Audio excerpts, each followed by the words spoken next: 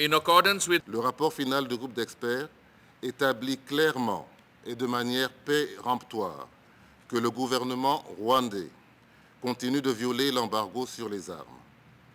Il fournit directement une aide militaire aux soi-disant rebelles du M23, facilite le recrutement des combattants pour le compte de ce mouvement, incite et facilite la désertion de soldats des forces armées congolaises, fournit au M23 des armes, des munitions et des renseignements, et le conseille sur le plan politique.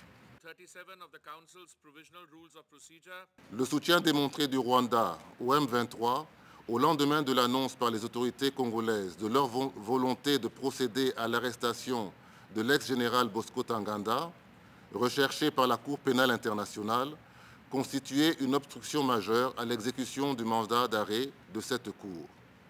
Il appartient clairement aujourd'hui que le Rwanda a agi pour détourner l'attention dans le but de soustraire le sieur Bosco Ntaganda de l'action de la justice internationale.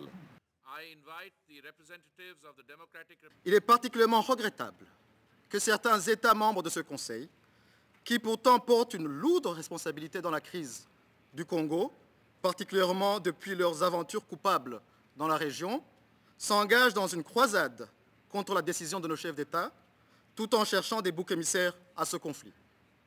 La crise du Congo, Monsieur le Président, a pratiquement débuté à son indépendance.